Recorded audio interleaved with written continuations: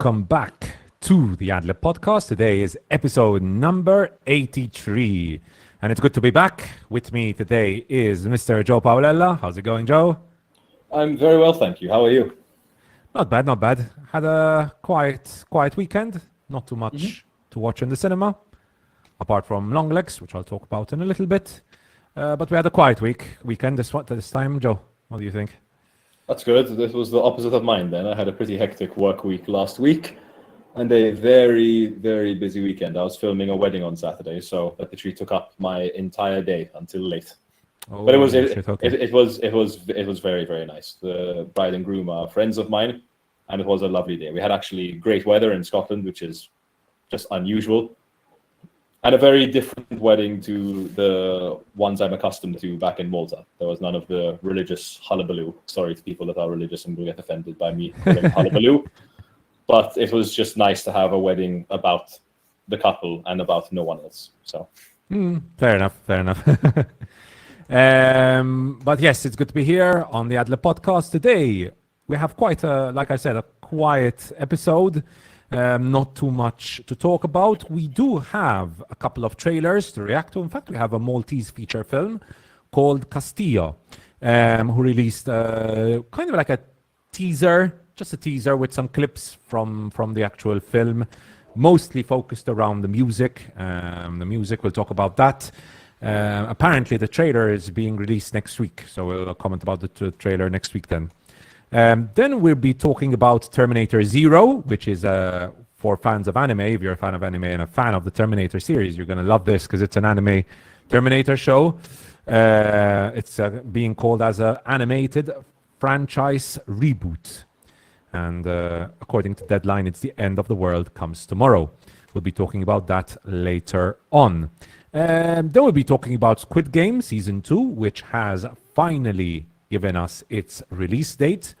So we'll be talking about Squid Game Season 2, and we'll be having a close look at a small teaser trailer that HBO Max released, showcasing basically all the big shows coming out the rest of 2024 and 2025 as well. We've got, amongst others, The Penguin, Dune Prophecy, The Franchise, Creature Commandos, Harley Quinn, The White Lotus Season 3, Duster, It, Welcome to Derry, Night of the Seven Kingdoms, and The Last of Us Season 2, with some of those giving us our first footage of some of those shows. So I'm excited to talk about that.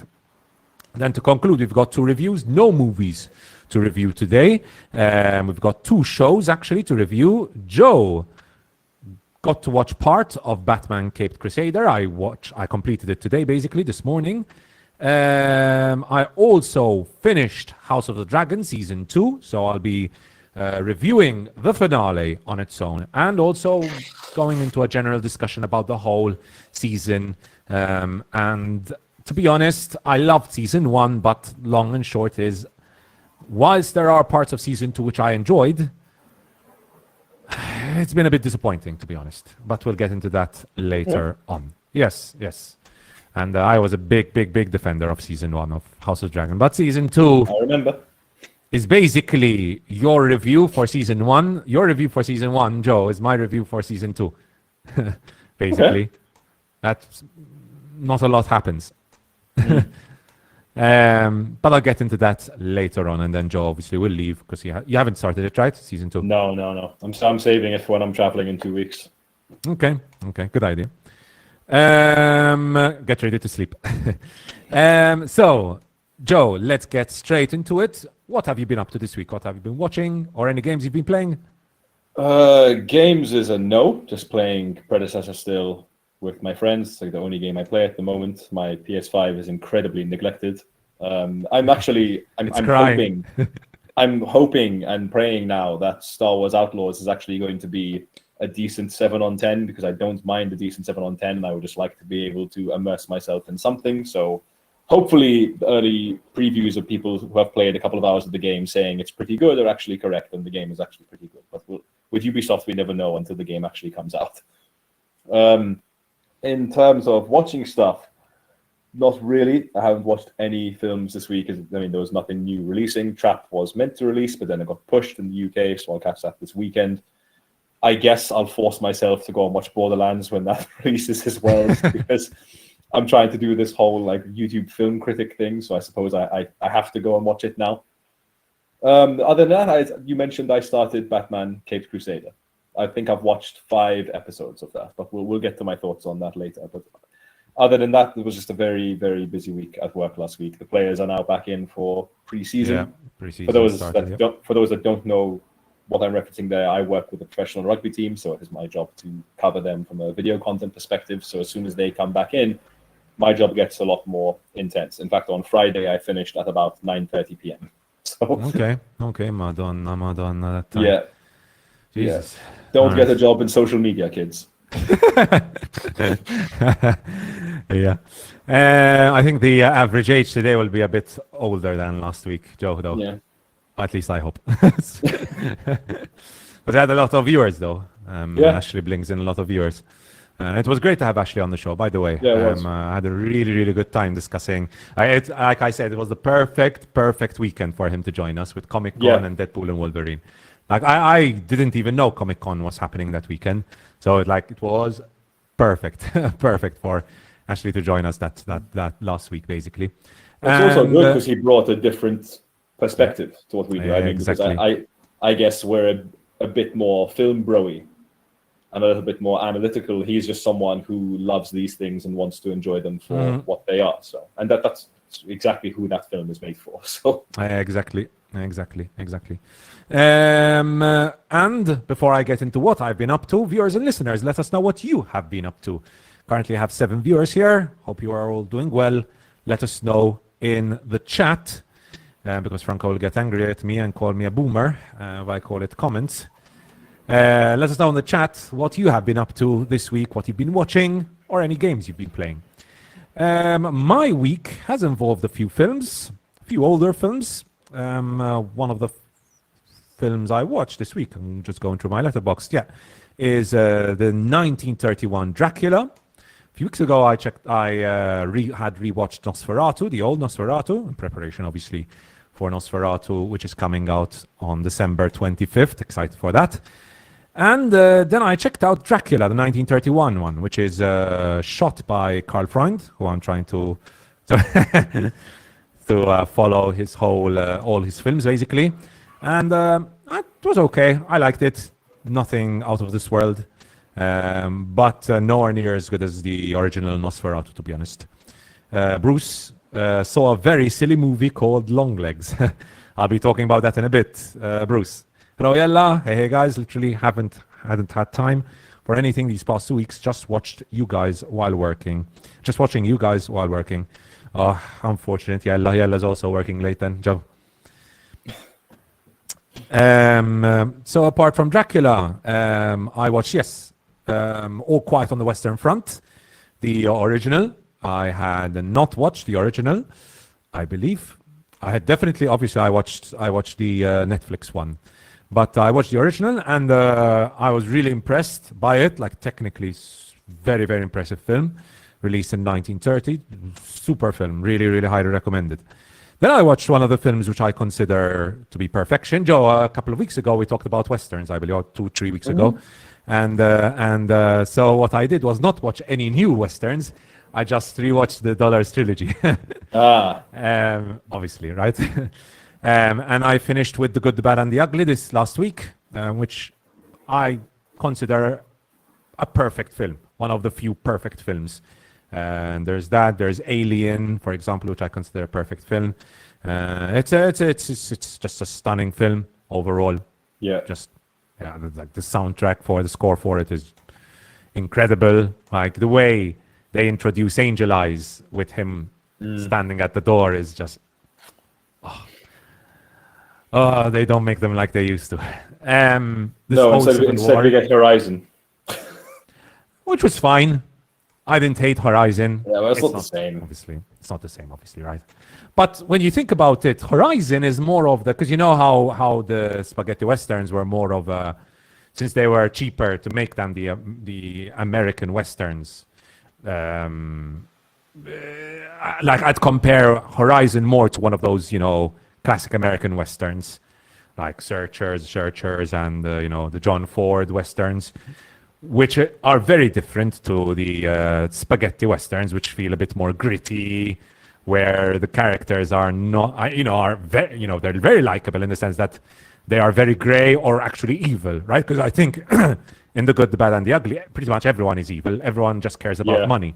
In the whole Dollars trilogy, you've got your characters basically only caring about money.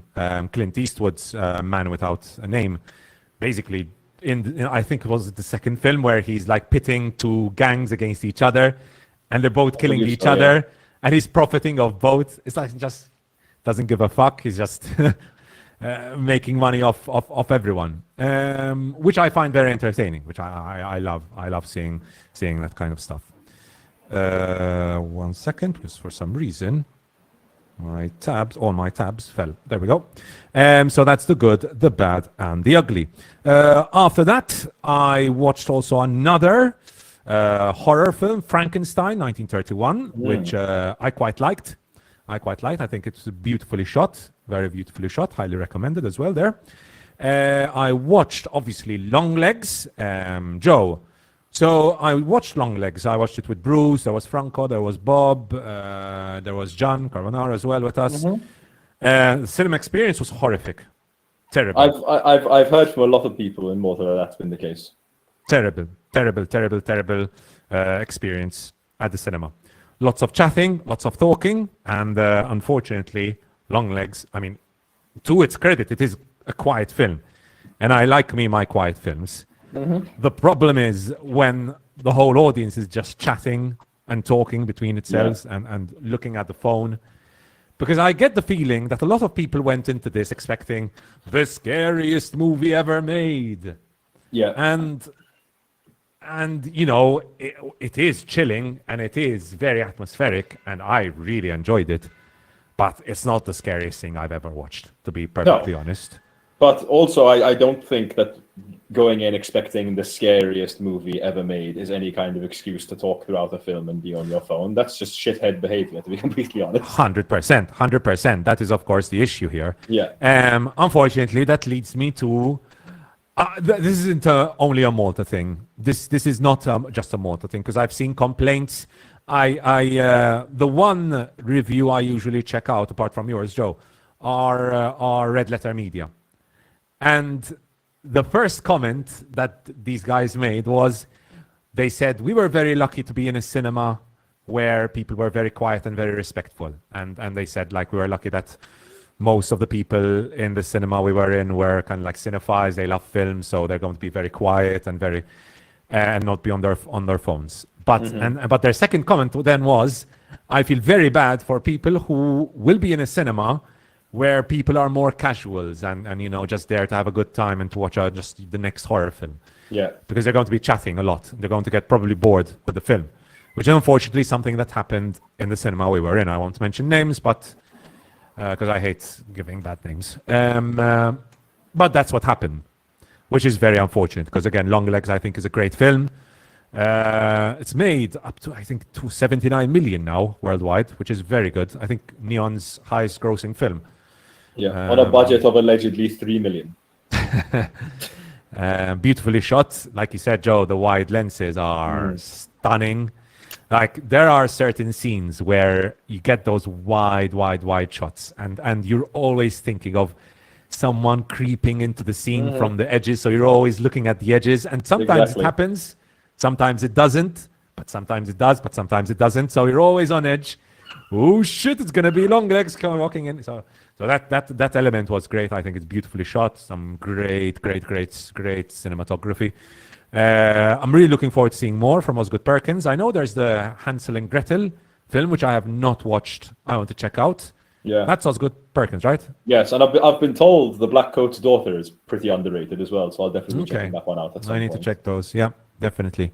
So this is some of the best cinematography I've seen this year, and we've had a very good year with regard to like good cinematography between Dune Part 2, Furiosa, Challengers. We've seen some very impressive camera work. By the way, and Bruce added, agreed, cinema etiquette has gone down the toilet. Indeed, it has. I think the contrast between Micah Monroe and Nicolas Cage is very good.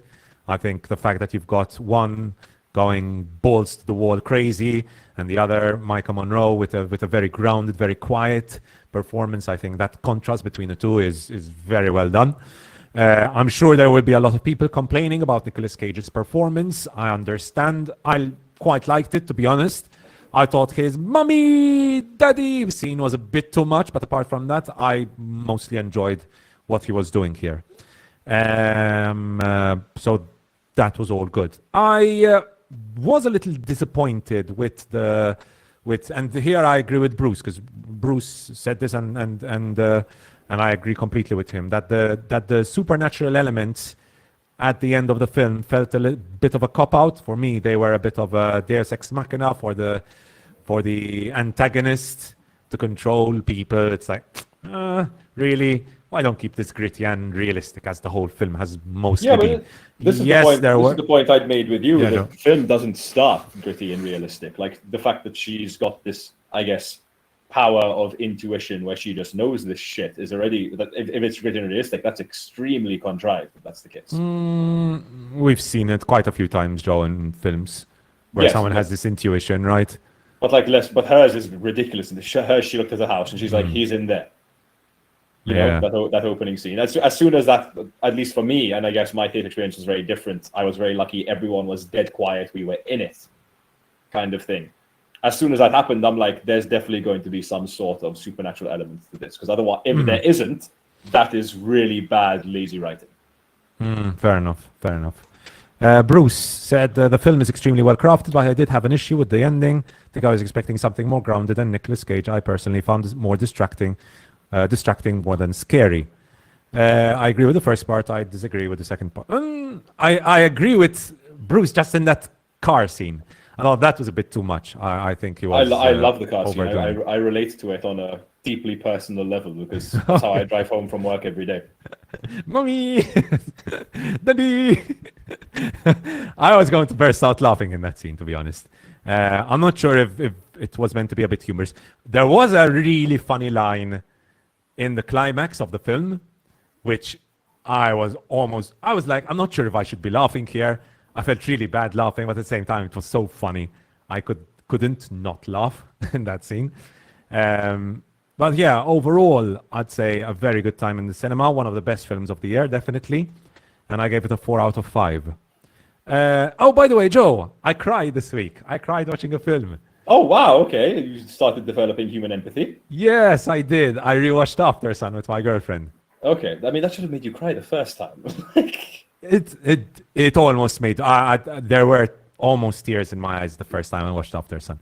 Second time, I had tears. I actually had tears. And After Sun is just so good. Just like for me, it's developing into a masterpiece status for myself. On Paul Mescal, I still can't believe you didn't cry in All of Us Strangers. Like there is something wrong with you. I did not, man. I felt very sad, but I did not cry. The scene with the dad, strangers. I was just yes, ugly cry, like broken, yes, but I didn't cry in All of Us Strangers. But After Sun, yes, After Sun, I have to say and me and my girlfriend had kind of like the same reaction, in where we both have a lot of these memories of going on holiday to Tunisia with the family, for example. So that really hits in the nostalgia, and the camera and the video camera footage is done so beautifully. But then obviously we know where that leads to, and the climax of the film is just so emotional, so powerful. Yella said, After Sun absolutely destroyed me, and I was on a 14-hour-long flight when I watched it, which meant I had to deal with concerned looks for ages. No, Yella. It's just so good. So good. So After Sun, for me, it's one of the best films I have watched in the past few years. And I watched Maxine, finally, Joe. Okay. I enjoyed it. Didn't we speak about it? I know we spoke about it on chat. Okay, I think we spoke about it last week. Sorry, my brain is a puddle. On chat, because I messaged, because we watched it, me and my girlfriend watched it yesterday. We both enjoyed it. I gave it a 3.5. I was considering a 3.5 or a 4, but the more I thought about it, the more like criticism I had for it. Again, beautifully shot. Love the references to the films. Back to the Future set, all the different sets you see in the film. The love Psycho it, one love it, is love very it. Psycho on the nose, but it's extremely on the nose. but I think it kind of fits in a way into what Ty West is doing. I don't think he's afraid of being on the nose in a certain sense. No. I mean, he's constantly focusing the camera on the Hollywood sign. So Yeah. I mean, the references also to all the B movies as well. Great stuff. All the slasher references and shots. Great stuff as well. My issue is the final, like the climax of the film. The final third of the film is just comes a little bit out of nowhere in the sense that I don't get what they were. I really don't get what he was going for in that part. I don't know why the shootout. I really didn't want this to end with a shootout. I get the religious element of it, and the religious element was referred to from the start, right? And it was hinted at from X when the film ends with her dad preaching. So there is that. It's always been hinted to. But I just don't get why this was ended with a shootout. It just doesn't feel... Yeah. I didn't feel satisfying. And next scene was really a side part to it, mostly all of it, all of that scene, which really was not satisfying at all for me personally. Yeah. Production design 20 out of 10. 20 out of 10. This is Ty West's Once Upon a Time in Hollywood, in my opinion. So lots of very good stuff. Love Mia Goth, think she was great. Love Kevin Bacon, think he was amazing. But yes, I wish we could have had a better conclusion to that film. So Maxine, I gave a 3.5 out of 5. And that's basically all the films that I watched this week. And obviously then I watched Batman Cape Crusader and the season finale for House of the Dragon. So with that, Joe, I think we can get into the trailers, and I'd like to start off with the first trailer of the day, which is the trailer, not really a trailer, more of a teaser, kind of like teaser, for Castillo, which is a Maltese feature film based on Claire Azzopardi's novel, which is described here as the seminal work that inspired Take-Two's debut to theatre held at Spazio Creative in February 2022. And now Take-Two is currently adapting it to feature-length film. And here is the synopsis. Following the death of her father, Amanda seeks out her long-estranged mother, who at their first meeting confesses to having killed 2 men in retribution to the assassination of her sister. Popular writer Kay Pensa back in 1986. Before she knows it, Amanda finds herself drawn into the incumbent darkness that has marred her family history as she tries to come to terms with the scars of the past. So at one point during Long Legs, I turned to Franco and Bruce and Bob and John and so on, and I told them, have we ever had any like big murder mystery films here in Malta? Mm-hmm. And we were racking our brains. We're like, can't really think of any like big ones. Well, here it comes, right? Here's Castillo answering my question. The cast is very interesting. We've got Mark Donio, Annalise Mifsud, Simone Spiteri, Simone Zammit, Rachel Genovese, Andrea Manjon, Francesca Sherry, Daniela Carabot Pauli, and Frida Kauki. Directed by Abigail Malia. Screenwriters Carlos De Battista. Abigail Malia and Carlos De Battista are the producers. Mirko Gale is the DOP, and so on and so forth. And we've got Maxime Durand, friend of the show, as the assistant director there as well. Annalise Mifsud and Mirko Gale taking care of the music. And we actually see in the clip, I'm not going to play the whole clip, of course, but in the clip we see some scenes from the film. Actually, no, this is in the trailer.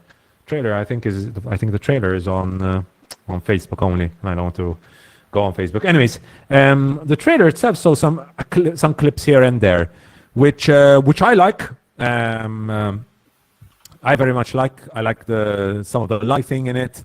I love what they're going for it. I love the vibe for it. I think the camera work as well looks very good, very very interesting. I love This is an overused word, but I can't think of a better word to describe it. I love the vibe they go with regard to the score for this, with the singing. I think it's very good. Performances look very solid as well. Some very good actors are in this. Overall, it looks very promising. I'm looking forward to checking out the full trailer next week.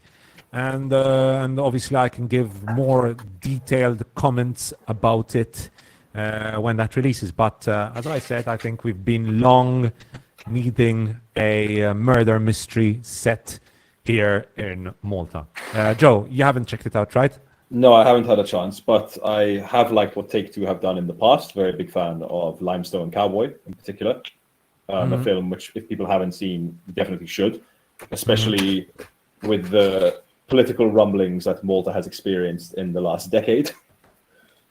So I'm just happy. I'm happy that they're just still doing stuff. I remember Abigail Malia had said fairly recently that she doesn't really see much of a future for like local filmmakers and stuff like that. And it sounded like there was a lot of lost hope for this kind of thing, which I hope is not the case. I hope this film gets released. It's most definitely going to get released, but I just hope it does well. I hope people go and watch it. It should almost be like your duty as a Maltese person to support it, because it does not happen often. Yeah, indeed. And yes, I'd love to support this film as much as possible. Obviously, as film lovers, we are basically the only podcast in Malta which focus on films and TV shows. So I'd love to support this film as much as possible. Definitely will be going to watch it opening night. If anyone from the film wants to come onto the podcast, please do. We'd love to have you on. So Abigail Malia, Simon Spiteri, Annalise, if anyone wants to come onto the podcast, welcome to do so, and welcome to talk about your film, talk about the experience of filming it, and obviously we can also discuss the general experience of making a film here in Malta, the difficulties faced and so on, and what can be done from the now obviously the Arts Council, and I'm very happy that the National Book Council as well is funding this film as well, which is a good thing to see. So more comments from ourselves when the actual full trailer comes out. Which leads me to another trailer, Joe, which you just checked out, which looks very, very, very, very, very promising. Terminator Zero, which I just described as an upcoming animated franchise reboot, which will be releasing on Netflix. Funnily enough, the series premieres on Judgment Day, obviously August 29th, which is the same date in 1997 as revealed in Terminator 2 Judgment Day, that the artificial intelligence network known as Skynet becomes self-aware and usurps its human masters, leading to an all-out war between humanity and machines. Hailing from Japanese animation studio production IG, which made Ghost in the Shell, the 8-episode series will be part of the Terminator universe, but will center around new characters. It will be the first ever iteration of the franchise to be animated. Terminator Zero takes place across two timelines. 2022, a future war has raged for decades between the few human survivors and an endless army of machines. 1997, the AI known as Skynet gained self-awareness and began its war against humanity. The series comes from Mattson Tomlin, a writer on the Batman 2, who serves as showrunner. He will execute produce alongside Skydance's David Ellison, Dana Goldberg, and Don Granger. Masashi Kudo is director, and production IG is the animation studio. Joe, you had a look at the official trailer. What are your thoughts? I only had a brief look, just kind of scanning through, but it looks very cool, to be completely honest. And Terminator is kind of the perfect thing to put into, I guess, an animated series. But the thing that I'm most curious about is franchise reboot. What does that really mean? Are we going to take it that this is now completely new and we go from here? Are we taking into account the James Cameron films? you know. But it'd be interesting. I'll definitely give it a watch. I think by reboot, I'm guessing the James Cameron films are now in a different, a different metaverse. I don't know. It would be a shame to lose those. I think we can afford to lose everything after them, to be completely honest, but we'll see. I mean, I'm hoping that the original Terminator films, the James Cameron ones, remain part of the world, and we just forget everything else that came after. Yeah, I think that would be best. Which actually, I think I missed most of what came after Terminator 3. I think I just watched was it the Tom Cruise one, which I watched? There isn't a Tom Cruise one. No, not Tom Cruise. Who Christian started? Bale. Christian Bale. Sorry, Christian Bale. Yeah, Christian that was Bale one, which I Terminator saw. Salvation. Yes, the one where Schwarzenegger appears in the end, right? Yes, that was the last one I watched as well, because after that there was Genesis, which was apparently terrible. No, I did not. I couldn't. And then there was Dark Fate, which apparently isn't that bad. Okay. Does it follow Genesis? Do you know if it follows Genesis? Or is it its own thing? No, I think it kind of like Genesis is set like much more like in like the actual like future, sort of like Salvation was. Genesis is more like, I know that, Genesis is the one that is more like in the further future, and Dark Fate is set more in like the more, I guess, what would be present day for Terminator, because like Sarah Connor appears in it. So okay. Oh shit, there's Linda Hamilton in it. Lol. Yeah, exactly. Okay. No, I didn't check that one out either, to be perfectly honest. But this I will definitely check out. It's coming out on Netflix on August 29th. Very much looking forward to this one. The animation looks great. Really, really sharp, really colorful, really attractive looking animation. I'm stoked for this. Looking forward to it. So that is Terminator Zero. Moving on to exciting news for fans of Squid Game. I don't know how you are with Squid Game, Joe. Don't know if you've ever discussed it. Never seen it. Okay, no. Interesting. I know it's not the most popular thing to say, but I quite enjoyed Squid Game season 1. I actually really enjoyed. I thought it was like universally loved Squid Game. Be surprised. A lot of cinephiles aren't the biggest fan of Squid Game. Franco doesn't really like it. Not the biggest fan of it. But yes, I did quite enjoy Squid Game season 1. I thought visually it was very impressive. Great soundtrack, great performances, great cast. Overall, very, very, very good show. Interesting to see the opening scene, considering, I mean, obviously it's Olympic season. They saw this scene with people running, and then obviously we start seeing them dropping down dead, which is a funny reference to what's going on right now.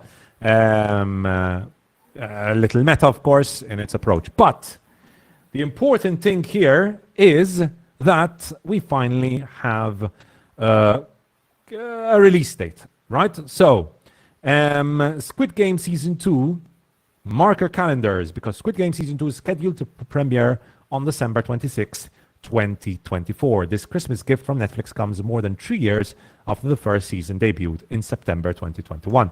It's going to be a very, very, very busy Christmas this season. Joe, between Nosferatu on the 25th, there's going to be the Lord of the Rings animated movie, I can't wait for movie, coming out, I believe, somewhere around Christmas as well, and Squid Game Season 2 as well, releasing on December 26th. I'm curious to see if they're going to split it up into two, because Netflix have been splitting up their biggest shows into two parts, which I hope they do, because I hate when they release like 10 full episodes. Yeah. I can't deal with binging 10 episodes. Yeah. Imagine just releasing one episode a week, like TV shows have been doing for the last 40 years. And with how successful Squid Game has been, I think Netflix would be so smart to do that, which obviously they will not, but I think they'd be so smart. They'd make so much more money off it, because no one's going to remove their Netflix account if Squid Game is coming out every week. Exactly. No way. But I mean, people make a Netflix account in December, watch it in the Christmas holidays, and then remove Netflix once January hits, which is something I think Netflix really, really need to fix. But yes, so we have some returning cast. Lee Jung-jae, of course, Lee Byung-hun, as a frontman, Gong Yu as a recruiter, Wee Ha Jun as Huang Junho. Obviously, spoilers. Well, actually, I won't say anything, but I think it's quite obvious what happens to most of the people in Squid Game, right? Most of the cast will not be returning. I don't think that's really too big of a spoiler.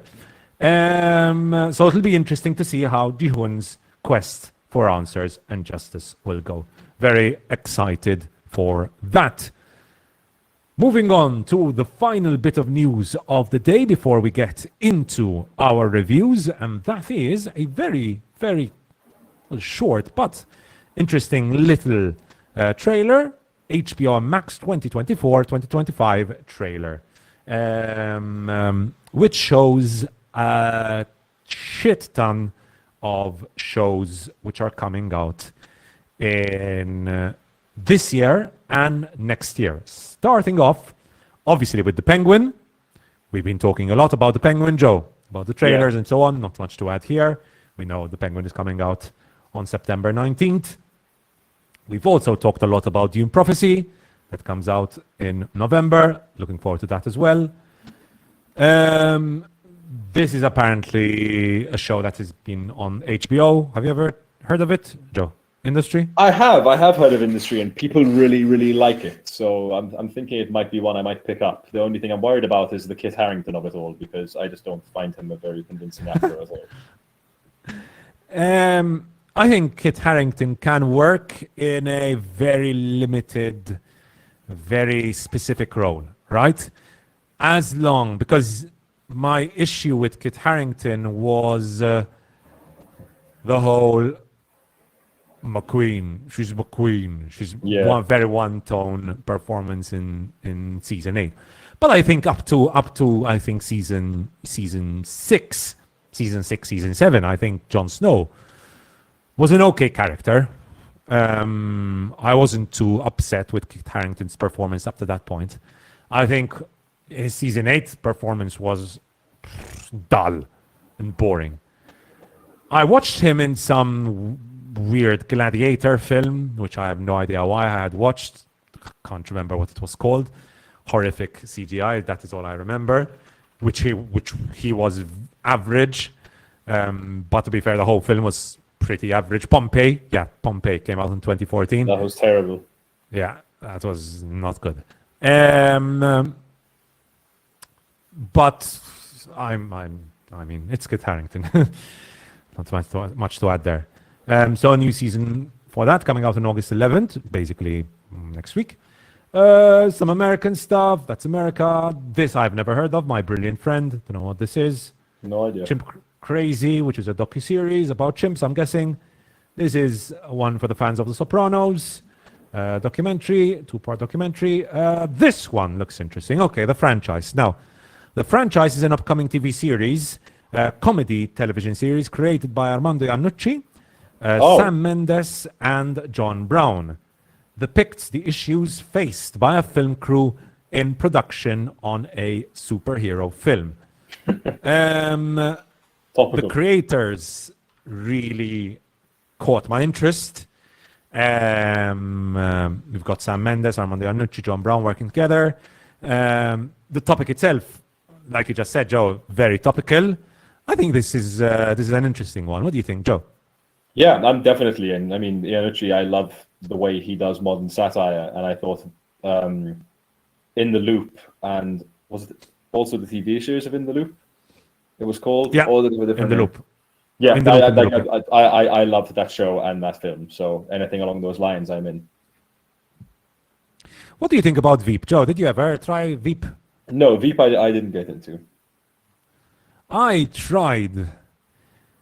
I think when I started Veep, I wasn't that into American politics, so that might have been the issue. Now that I'm, when I started trying to watch Veep, this was more than 10 years ago. So I wasn't young, but I was I had just started university basically, or my first or second year in university. So I wasn't that into American politics. I actually should try to check out Veep, because now that I'm more seeped into American politics and much more interested and more knowledgeable about this stuff, probably probably be more interesting. At the same time, American politics is so entertaining with Donald Trump. So it's like the whole, what was the other show? Oh, God, the Netflix show. What was the name of the Netflix show, Joe, which was about the president trying to become president? Oh, just Madonna. Netflix show trying to become president. Oh, God, Underwood. House of Cards. House of Cards, the whole House of Cards issue of it all, where the creators of House of Cards were like, we can't beat Trump at his own game. Like, there's no way we can create a satire which is more funny than what Trump does, which is the same issue I think might have with Veep, where I'm like, but American politics right now is even funnier than the show which is trying to satirize the funniest TV show ever made on the news every night. So. Yeah, so like, I watched an interview a few days ago with a few black interviewers, black journalists, and like Trump's responses were hilarious. It's the kind of stuff you would expect to see on The Boys, but it's actually happening in real life. He was trying to argue that Kamala Harris is not black, that she's Indian, but Kamala Harris is Indian, not. So I'm like, what?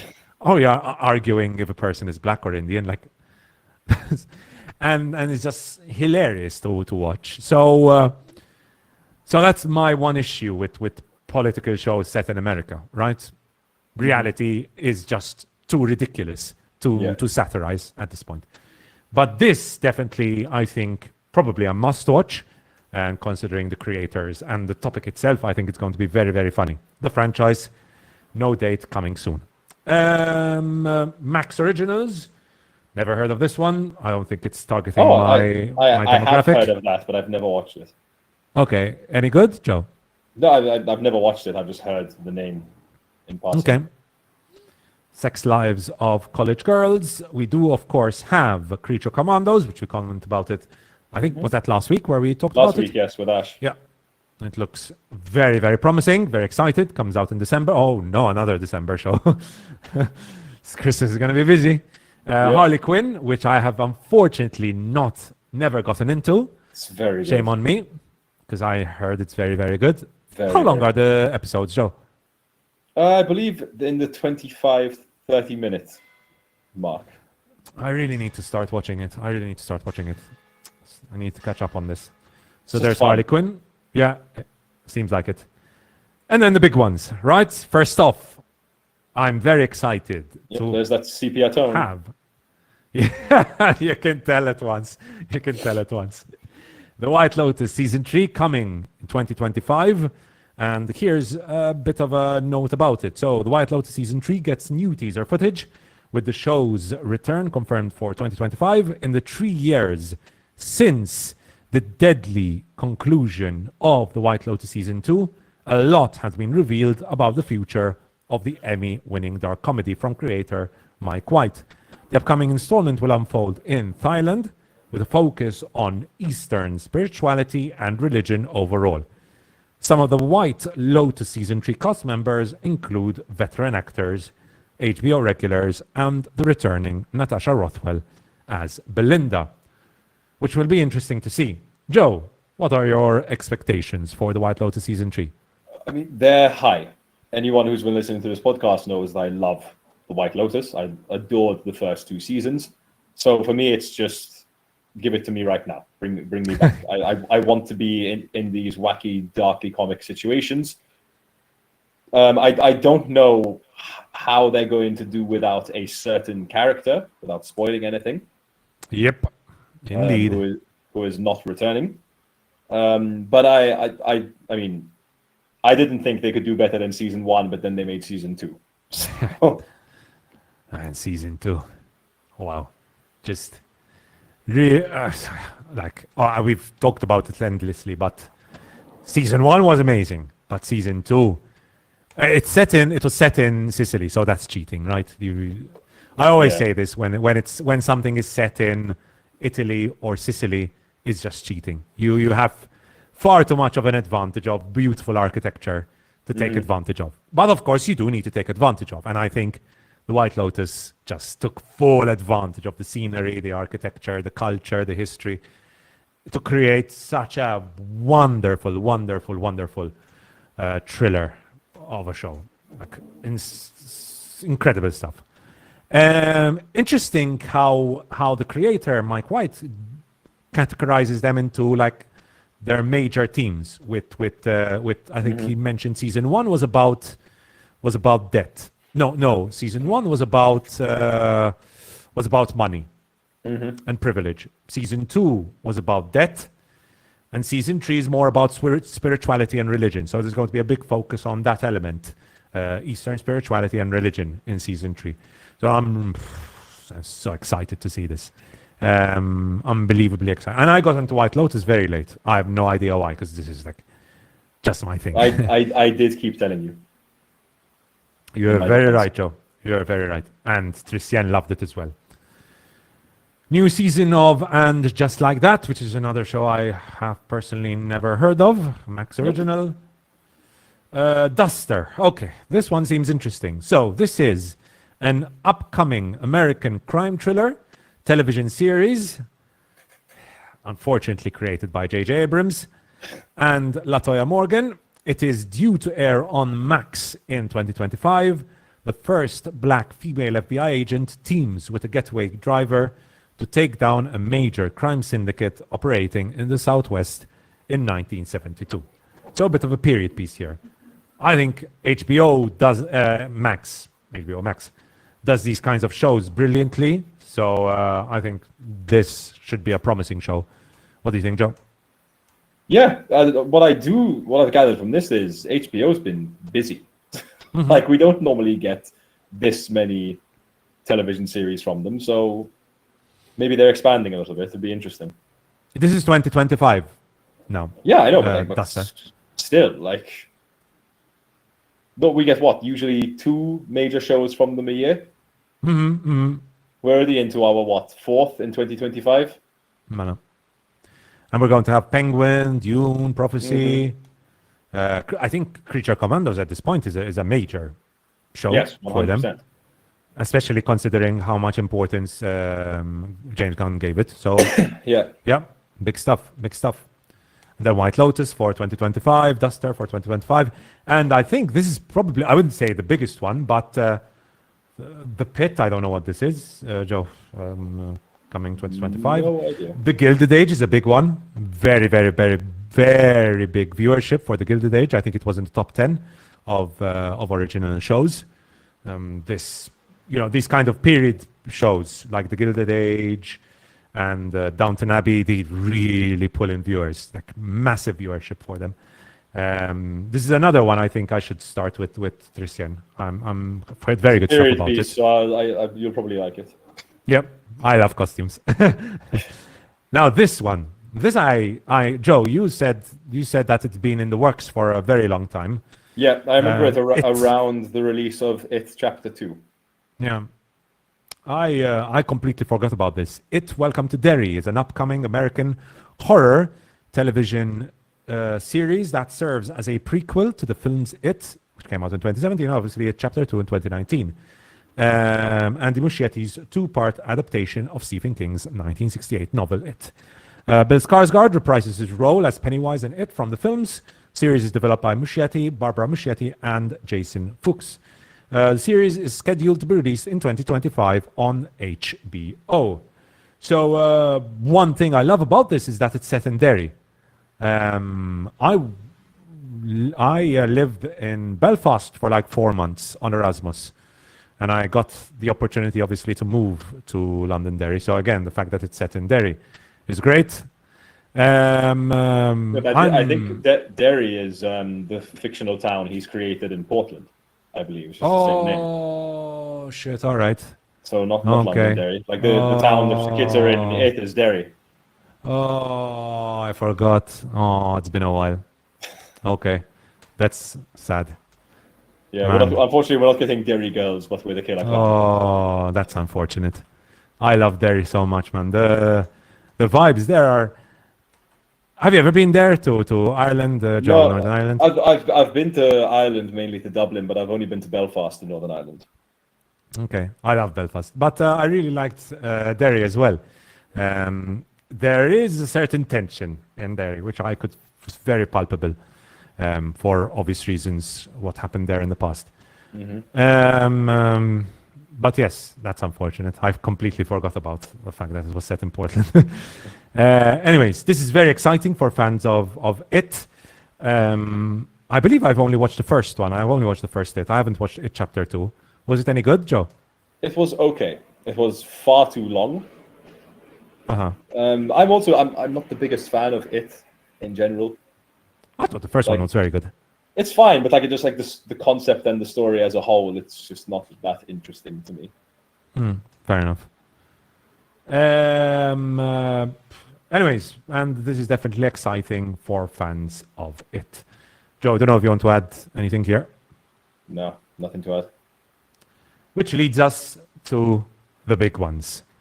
First off, A Knight of the Seven Kingdoms. Unfortunately, Joe, I'm not too knowledgeable about the actual original book. It's one of the few I haven't read. Sir Duncan the Tall and his squire Egg, a century before the events of Game of Thrones, and I believe something like 77 years after the events of House of Dragon.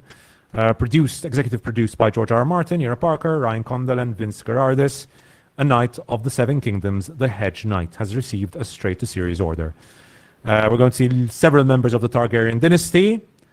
Spoilers for House of the Dragon, but there are no dragons in this show, obviously, right? I mean, it's been spoiled multiple times. It's literally been spoiled in House of the Dragon itself, basically, as well, in the last episode. Being spoiled in Game of Thrones as well. I'm not too knowledgeable about the original book, Joe. I don't know if you've heard anything about this. I just knew it was being made. I don't pay attention too much to Game of Thrones stuff, so. Although I do kind of like it, so. I've heard very good stuff about the original book. I want to check it out. This summer I'll try and read the book, because from what I've read from comments, they've all said the book is excellent. The book is very good. So hopefully they do a good job as they did with the first 5-6 seasons of Game of Thrones and the first season and a half of House of the Dragon. Hopefully they do as good a job as they did in those. Obviously, House of Dragon Season 2, I'll be commenting about in a bit. So there's this. We got our first look at another big series coming in 2025. And the final one, Joe. This we definitely have a lot to talk about. This I did see, actually. The first look on Instagram at The Last of Us Season 2. This is the first real teaser for The Last of Us Season 2. Has been revealed by HBO, showcasing a wild array of content coming in 2025. Many were expecting The Last of Us Season 2 to mimic. I wasn't. Mimic 2022's The Last of Us Part 2, but that won't happen per the reveal. Seems the showrunners have pushed the boundaries of what we know to give us little more meat on the bones. In the short clip published to social media, series of shots that aren't replicated in the game, such as Joel wrestling with his decision, Tommy defending Jackson against an onslaught, Isaac taking matters in his own hands, and Ellie being rushed into surgery, or so it seems. We also get, our first look at Caitlin Dever as Abby in a, unfortunately, very recognizable scene. Mm-hmm. Plus, we see Isabella Merced's Dinah, and we see the Seraphites running through a dark forest. Very excited for the Seraphites. I love that part of the game. It's unmistakably The Last of Us Part 2, but there's a little more mixed in to keep things fresh. Joe, first look at The Last of Us Season 2. What do you think? I mean, I'm excited. I mean, this shot we're looking at right there, that was actually the first reveal that they used for the game. This exact shot as was created. But I'm curious to see what they are going to add to it to provide more substance. People that have been watching this podcast from over a year ago know that I loved The Last of Us Part 2. I'm on that side of the argument with it. I know other people have those other opinions, some of them for very problematic reasons, some of them just because they just didn't like it. Whatever, who cares? We got a very good adaptation in the first season. I liked what they did when they added new stuff that wasn't in the game from the first season, or as you called it, filler, which is just wrong in my opinion. But no, I'm obviously excited. I'm still, and it might be an unpopular opinion, despite liking Bella Ramsey's performance in the first series, I still feel like she should have been recast just because she doesn't look old enough, just based on that. Even though she is the appropriate age in real life, she is someone that has very young features. She still looks like she's about 16. We're meant to be with an Ellie, which is 19, 20, and looks pretty different from the Ellie that we see in the first game compared to the second game. In my opinion, what I would have done in my ideal casting of this is Caitlin Dever would have been playing the older Ellie, because I think she looks more appropriate for that. And then why the hell didn't we get, what's her name from Love Lies Media? Is it Katie O'Neill? Katie O'Brien. Yeah. Get her as Abby. Like, she's a good actress, and she's the right kind of build that you need for that character. Like, one of the things it's going to take me a while to buy into is Abby is meant to be like this force of nature, like feminine powerhouse, which I don't know if Caitlin Dever has suddenly started taking TRT and hitting the gym, which I doubt she has. I find it just a bit harder to buy into that character because of the character that I know already from the game, a character which I... This looks like Ellie. This looks like Ellie. If I didn't know better, obviously knowing what the scene is, I'd say that's Ellie. Yes, exactly. And I thought, I mean, for me, Caitlin Dever was someone who I thought should be Ellie from the very beginning. It's just a shame that she was a little bit older, because she looks the part and she's a very good actress. But I'm still, that is my only nitpick with all of this. I still think Bella Ramsey is going to be good because she proved in the first season that she is a good performer. So we'll see. I agree with almost all you said. Obviously, I don't agree with the whole... I enjoyed the game, Joe, don't get me wrong, Tajivir. I enjoyed the Last of Us Part 2. I thought the gameplay improvements were very impressive. I think the game was a bit too long. I think the pacing was a big issue. That's one place where I'll agree with you. Like, having played it a second time through, I'm like, okay, this is a little bit too long. The first time I didn't feel it at all, but the second time I did. To be perfectly honest with you, however, I did play, this was COVID time, right? I remember playing it like peak COVID. So I was at home all day playing like 10, 15 hours of the game. I was planning to review it, so I was trying to get through it as quickly as possible without obviously still playing the full thing. So that could be one of the reasons why I felt the length quite a bit. But the pacing, I think, especially the moment where we kind of go back in time and see the game from a different point of view, that completely broke my immersion, broke the pacing. I just stopped playing for a day. It is a hard reset when that happens. For me, I liked it because it got like so tense, and then you kind of just went like, okay, breathe and start again. I thought it was ballsy that they did that. I wasn't the biggest fan of that. It's definitely a game that is not afraid to take decisions. Yes. No, I will say very, very brave decisions. Definitely. Yeah. And I remember trying to kill the character I was controlling in the second part of the game as many times as possible. Obviously, to progress with the game, I couldn't keep on doing that, unfortunately. So there's that. I was also not very disappointed with the ending of the game as well. I think it's there was a particular thing I thought they were going for. I thought they were going all the whole way, and they didn't, which I thought was unfortunate with the Ellie character and the way it ends between obviously her and Abby. Don't think I agree with you there, but anyway.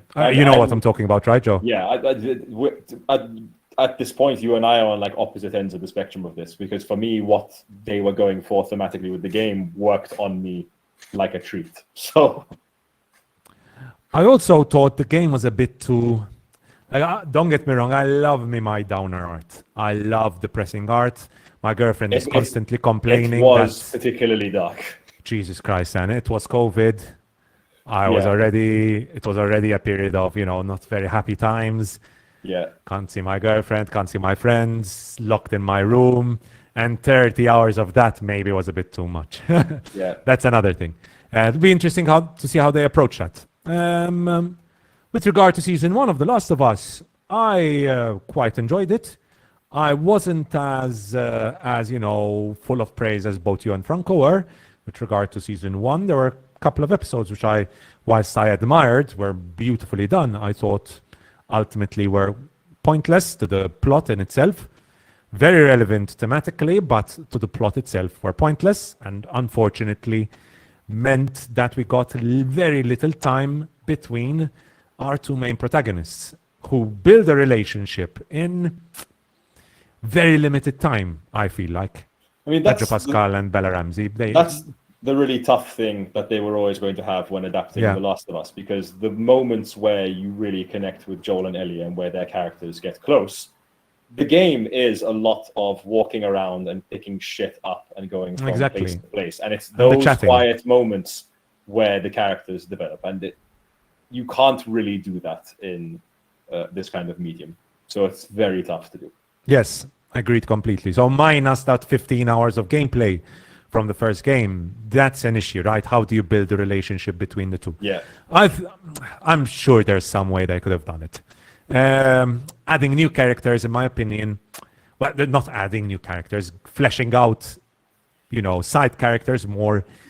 However, for me, is not the solution to, building up that relationship between, Ellie and Joel. But obviously, it was a very successful show, beloved by pretty much everyone. Who am I to criticize, right? Season 2 of The Last of Us comes out in 2025 as well. So 2025, man, this is just HBO Max. We have stacked year. Massive year. So very, very exciting year to come. And viewers and listeners, let us know your thoughts about all these trailers and teasers, all the HBO stuff coming out this year and next year. Let us know in the chat and in the comment section below if you watch this after we finish the live stream. We are now going to get into our two main reviews of the day. We're going to start off with Batman Caped Crusader. Joe can start off with that, and then I'll finish my review for that. And then I'll just give a quick review for House of the Dragon Season 2, the finale, and the season in general. And Yella having kind of worried about how people are going to react to Abby in The Last of Us Season 2.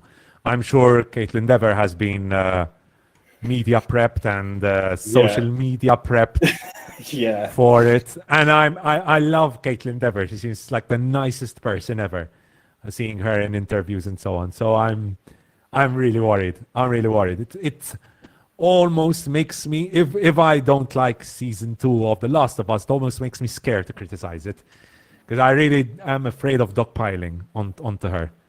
Really, but I mean, really I guess afraid. you get the chance to annotate your thoughts rather than just be like, this is shit because of this, It's like if people are hating on a certain character, I guess you don't chime in with, yes, I hate this character. You can you have a platform to explain as to why you don't like a certain character. Yes. There's that as well. But again, I one of the things I really hate in this business is kind of like dogpiling. Mm-hmm. When I see everyone, shitting on a certain person, I try to, lean back a little and, try to maybe not be too critical, even if it's not that I'm not going to be honest with my thoughts. I am going to be honest with my thoughts, but maybe try to be a little more diplomatic with my approach. I try to do that. Again, if I don't like season 2, I'm going to say I didn't like season 2. But the way, like you said, Joe, the way you give your thoughts is also very important, right, in all of this. So, Joe, let's get into our first review. And, I still have Maxine up on IMDb. The first review we have for today is a very, very interesting animated show. Batman is back, but this time on Prime Video. Joe, your thoughts on Batman Caped Crusader? So, I haven't seen it all. I've seen the first 5 episodes, but frankly, I've really enjoyed what I've seen so far. I didn't really know what to expect in terms of like plot in this. I didn't really look too much into it, but it was just a new Batman show. I like the DC animated stuff. Prime have shown that they're actually pretty good at making animated shows with the likes of oh my god, it's just Invincible. Yes, that's it. And I love Batman, my favorite superhero that there's always been. So I was definitely going to be in for this.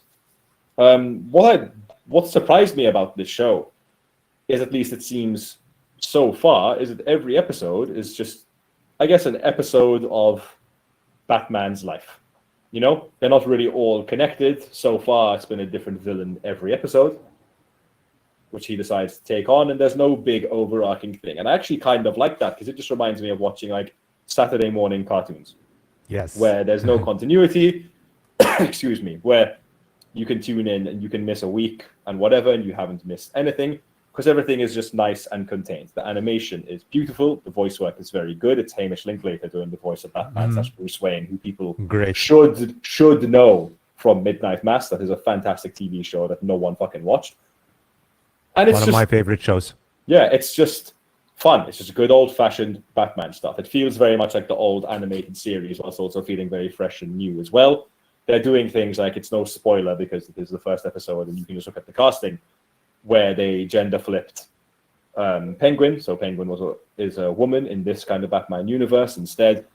And no one is fucking losing their minds about it, because let's be honest, who cares? And it's fine. And Minnie Driver does the voice, and it's a very good voice performance. My only issue with the show, and it is the tiniest nitpick that I'm probably ever going to make, is one small thing with the Batsuit. Why doesn't he have the talons on his wrist? He's just wearing gloves. Okay, did not note. Could it be the time period? I suppose so, because this is set definitely like in like a 40s, 50s. It's weird. The setting is weird. The setting classic. Is not. I really like it. No. I love the setting. No, weird in the sense of there is kind of like some technology which is a bit more modern at times, but at the same time, it's clearly set in the 1930s, which I love. No, I love the fact that it's set in I love my film noirs. Love.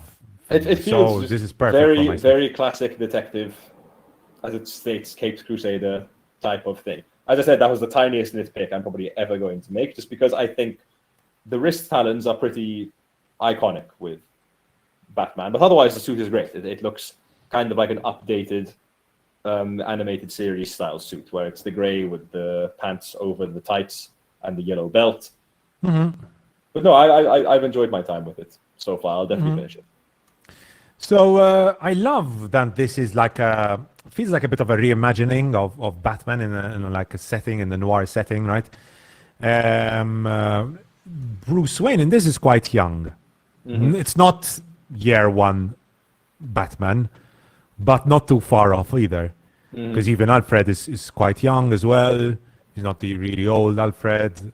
We see Batman making a few mistakes here and there. He's not unbeatable, definitely not unbeatable. So that's good to see as well. Again, like you said, Joe, love the voice acting. I think Hamish Linklater is impressive, really impressive. This is exactly what we needed for Batman.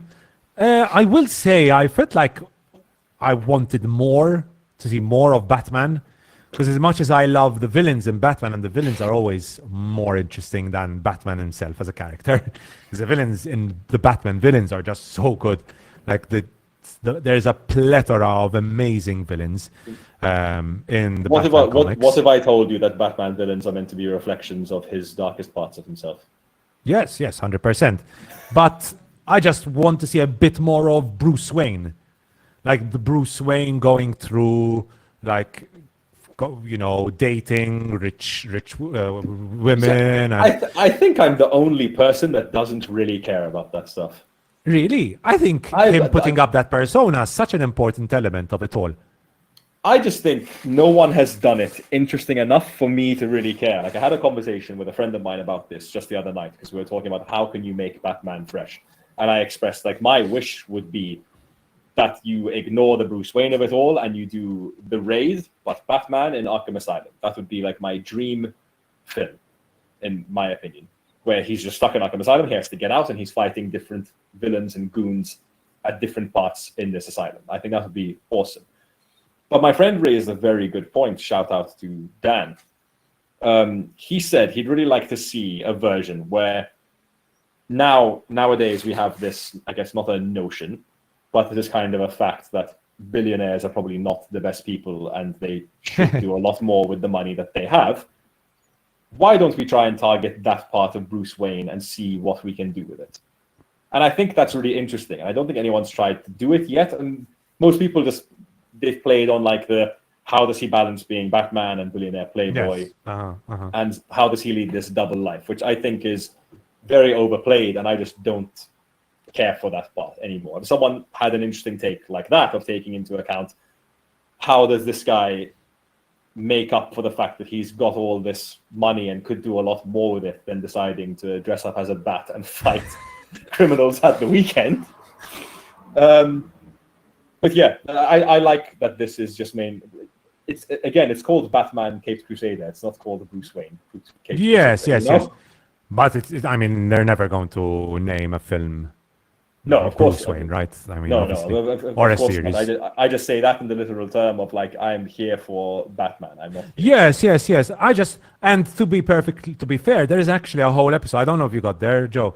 All the episodes just meshed into one, so I really don't know. It's going to be hard distinguishing one episode between another. But there is one particular episode where we really hone into the whole psychology of Bruce Wayne. Is it the one where he's in therapy?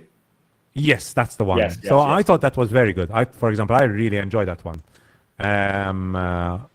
So that's very good. But apart from that, it does feel a little bit like a side character. Yes. Which again is not that big of an issue because the villains here are so good. Yeah. There is a bit of an overarching story, Joe, in the sense that you've got the whole political landscape with Harvey Dent campaigning. Exactly. That seems to be the only overarching thing at the moment, but it's definitely not a focus in the show. Yeah, that's pretty much it, right? I enjoyed focusing also on side characters. Like there's lots of focus on Barbara Gordon, on the commissioner himself, obviously on Dent himself. So there's a lot of focus on that. So that stuff, very good. I would have loved more of Batman investigating crime. I think also that's also quite limited.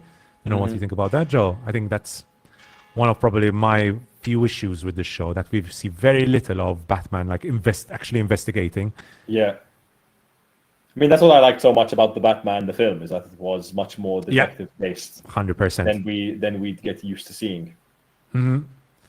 But I just love the overall mood, tone, atmosphere, how grim and dark it all is. It's perfection for a character like Batman. I think that kind of atmosphere is just what we need.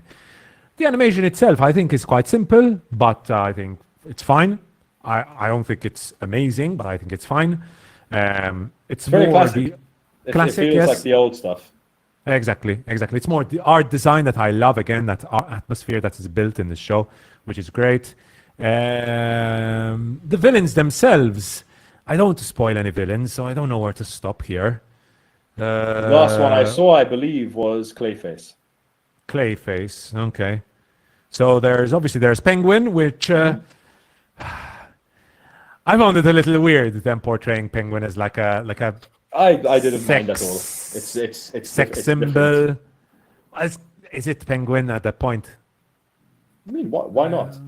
It's not really Penguin, right?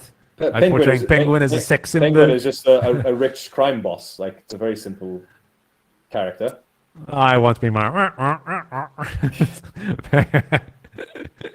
Seeing a penguin as a sex symbol was weird. I'll admit, I found it weird. But again, that's obviously opinions. Don't know what I can and cannot spoil. I'm going to stop there with the villains so that I don't spoil anymore, because obviously everyone knows about the whole Penguin of it all, right? Again, I don't have any problems with it. I know obviously a lot of people had problems with it for very misogynistic reasons. Me personally, it was more the whole sex symbol of it all that I found a little weird. Yeah.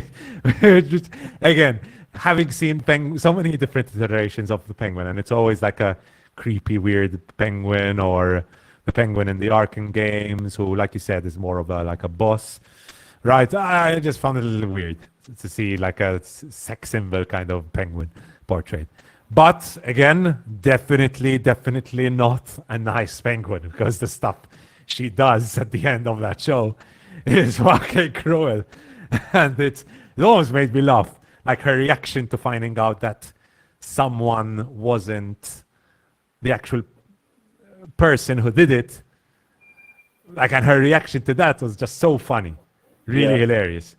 So there was that. Apart from that, I enjoyed most of the antagonists, most of the main antagonists. I don't think it's a spoiler to say that obviously there's Harley Quinn in this. And I'm sure some people have an issue with Harley Quinn. I loved the way Harley Quinn was portrayed in the show. I really enjoyed it. Really enjoyed it. I want to see more of that Harley Quinn. Yeah, great stuff. So overall, I gave this a 3.5 out of 5. I had a very good time watching it. Yeah, and well recommended. Very good. So Joe, that's I think that's it for today. That will be me. You can go on your rant about House of the Dragon. Not really a rant, because I didn't hate it.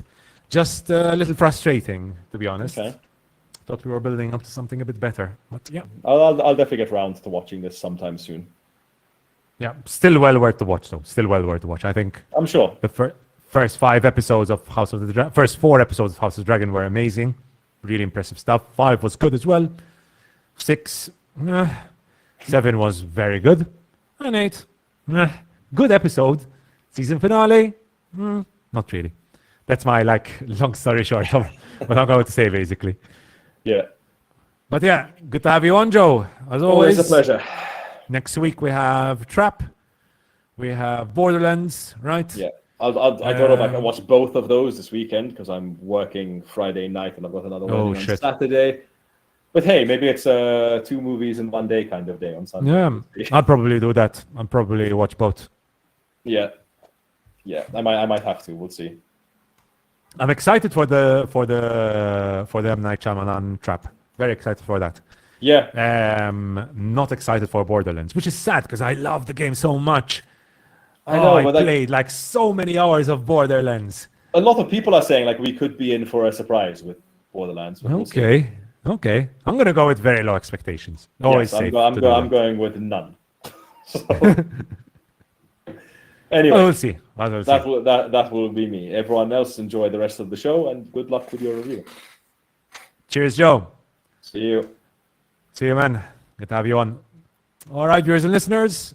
Just going to conclude here with a quick review. This is full spoilers, full spoilers of Season 2, Episode 8, The Queen, Whoever Was, described on IMDb as Aemond becomes more volatile, Laris plots an escape while Rhaenyra looks to press her advantage. So, like I said, full spoilers for Season 2, Episode 8. If you have not watched the whole of Season 2 of House of Dragon, I recommend stopping the podcast now. If you are doing that, thank you for joining us. Been a great time, as always, here on the Ad Lib Podcast. And now, viewers and listeners who have checked out the final episode of House of Dragon, let's get into it. So, we start off the final episode of House of Dragon on Essos. I don't know if we have any shots of that here on this. Unfortunately, it seems we do not have any shots of Essos. No. So we start off with an opening scene in Essos, and I had to rewind this scene again because I was shocked. So some of the CGI in the opening scene was really bad. And I've been so pleased with the quality of the CGI in Season 2 of House of the Dragon. I don't know what was going on there, but I was just shocked. The monkey looked really bad. And some of the scenery looked very CGI. That was an issue. That was an issue for myself. Could be the HDR doing weird stuff on my television, but that looked really weird. And to continue onto that plotline, kind of the whole Thailand part of this episode felt really wasted. We could have just seen him going there, And did we need the mud fighting scene and then the meal itself? We could have just seen him go there, like deal with them and just, let's go and fight. It could have been done and dusted in 6 minutes max. I just felt like it was a big waste of time. So that's one part of the show, which I wasn't the biggest fan of. Next up, we see Aemond, and we see Aemond burning Sharppoint. We do have a shot of that here, which I'll bring up in a second. Where is it? Here we go. So we do see, well, we don't really see Aemond burning Sharppoint, which is another issue I have here. Couldn't we have seen Aemond kind of like expressing his rage and burning Sharppoint instead of wasting that time with Thailand? Obviously, much more expensive, probably a budget issue here as always. But I would have loved to see Aemond burning, Sharppoint. Like that would have really brought out even more how crazy Aemond is going at this point and how like unpredictable he is. That was again another issue I had with this show.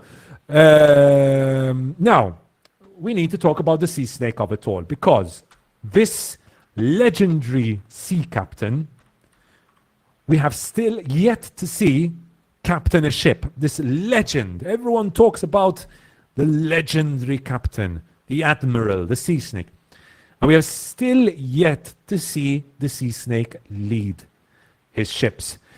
The big focus on the sea snake is more drama with his bastard son and drama with his family, which just feels so forced, and I honestly couldn't give a rat's arse about.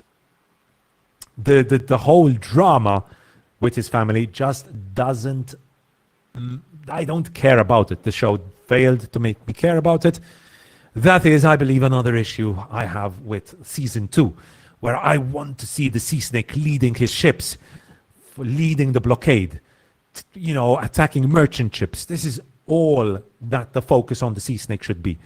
Not on, oh no, my son and my bastard son and the relationship going on there. I don't get what the writers for season 2 of House of the Dragon were going there. Something I really liked in this episode was the Aegon drama. That is powerful. I like the way the relationship between himself and Larys has developed.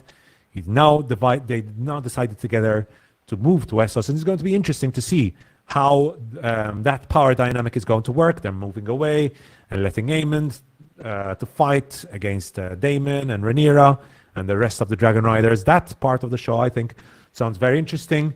The way the show has managed to, Aegon is an asshole, right? He's been an asshole throughout the whole show. But the way the show has managed to make me empathize with Aegon is very impressive. Very, very impressive. So I would say that's very good writing on the part of the showrunners. Great stuff, very good stuff. Good to see them. I must admit, I did quite enjoy the whole Aegon of it all. Now, we have to talk about Rhaena.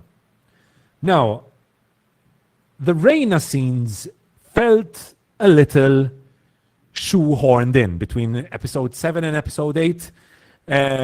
We get like quick snippets of Rhaena kind of like running around. It's very weirdly done.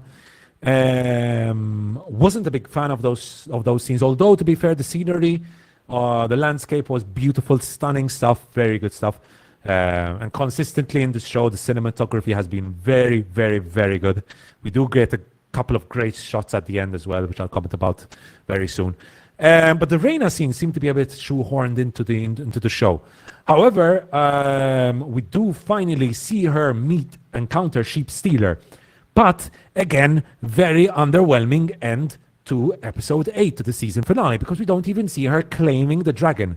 Second thing, Sheep Stealer should be massive. I believe Sheep Stealer should be one of, if not the second largest dragon after Vhagar. I might be wrong there. Maybe the third or fourth biggest, but I believe Sheep Stealer is one of the largest dragons in the whole of Westeros, right? And it was very unfortunate to see how small Sheep Stealer is. Like at this point, it's just another one of the smaller dragons here. So again, that was another disappointing thing. I honestly wanted to punch Ulf all the time in this episode. I don't think we have a shot of him here. I honestly wanted to punch Ulf throughout the whole show. I guess the actor is doing his job, right? Because that's the whole point of his character. That, you've got the honorable dragon riders, you've got the blacksmith, you've got Adam, who, seem to be very honorable and want to do the right thing, at least from the point of view of Rhaenyra, of course, the right thing. And Ulf is the other side of the coin, where this is, a commoner who is living his best life. But I did find it quite annoying. Now, we have to talk about the Daemon of it all, because finally, we do get a culmination to the whole Daemon plotline we've had throughout most of season 2 of House of Dragon. I think the showrunners thought it was going to be a much more satisfying ending to this plotline, right? And I understand what they're going for with the whole Daemon plotline. Now, in the season finale of season 2, we see Daemon getting a prophetic glimpse into the future, which is very interesting, very, very interesting. The whole issue of it all is that these prophecies that he's seeing, we've seen them in Game of Thrones season 8, and we know how disappointing season 8 of Game of Thrones was and how underwhelming it was. So ultimately, the fact that this is all hinting towards something that was so disappointing, ultimately it makes this feel so weightless, so unimpactful. And again, I'm sure the showwriters were taught that the whole Daemon plotline leading to kind of like, the whole Daenerys of it all. We see the Three-Eyed Raven. We see Brandon Rivers, who obviously we're going to see in the upcoming HBO Max show, Night of the Seven Kingdoms. And we have multiple dead dragons portrayed. That was great to see. We know what's going to happen in the Dance of the Dragons. We see the Comet, which obviously announces the prince that was promised. Obviously, we see the 3 burning dragons and Daenerys, and how that's all going to lead to the fact that winter is coming.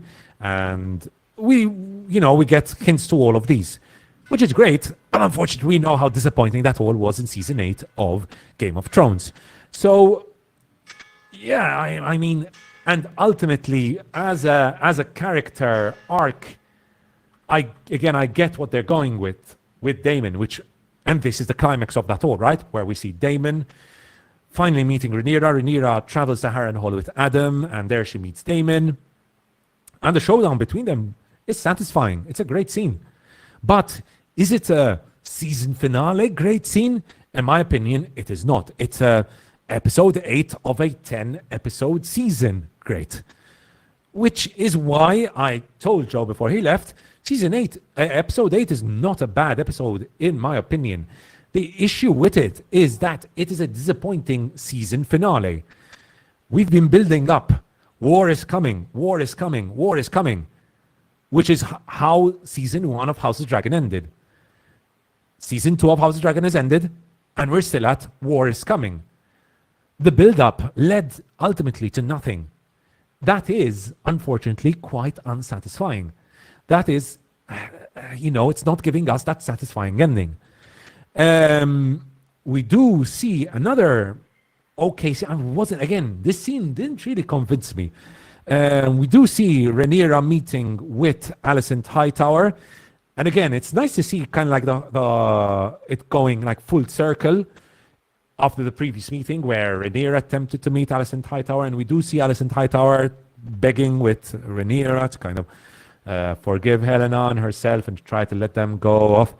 And Rhaenyra arguing that, listen, I need my pound of flesh. I need to take Aegon's head, which we now know she will not take because Aegon has escaped. But again, not a satisfying ending. The ending does give us a montage, does give us a trailer to what we can expect in season 3. And what we can expect in season 3 is very exciting, very, very exciting stuff. War is coming. But I thought war was coming in season 2. And we basically got one big battle scene. Now, again, I'm not expecting a lot of battle scenes, but we got one. And again, one very good one, but one.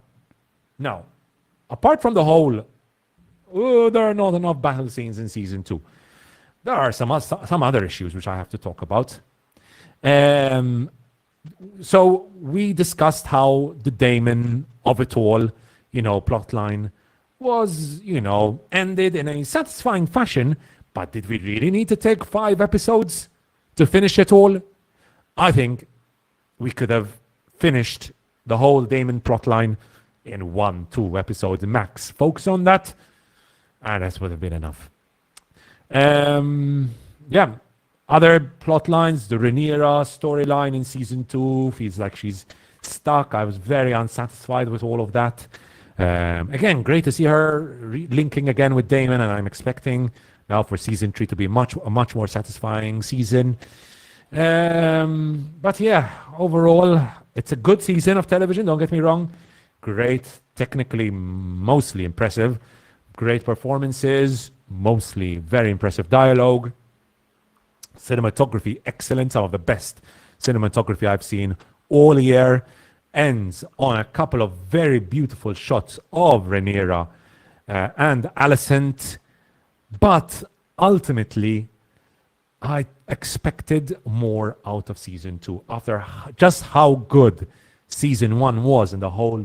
I could have expected it to reduce in quality because we lost Viserys, who was, the best character, by far the best character of season 1, together with Daemon. We lost Viserys for obvious reasons. Viserys died. But we mostly also lost the Daemon we had in season 1, the exciting Daemon, because we had him moping around for character reasons. He does develop his character, but still unsatisfying, still a little boring, right? I'm going to use that word. Unfortunately, I have to use it, a little boring. Excited for season 3? Still very excited. Yes, I think season 3 is going to be very good. At least from the montage we saw at the end of season 2, I have hopes for season 3 of House of Dragon, but still, we have a long time to wait for season 3 of House of Dragon. We've got minimum 2 years. So yeah, those are my thoughts on the season finale of season 2 of House of Dragon and the whole season in general. Overall, it's a good show. Still enjoy watching it. But just a tad disappointing. Viewers and listeners, let us know in the chat and later on in the comment section below your thoughts about the season finale of House of Dragon. And with that, dear viewers and listeners, I will end this episode of the Ad Lib Podcast, episode 83. It's been good to have you here watching and listening to the Ad Lib Podcast. Had lots to talk about today.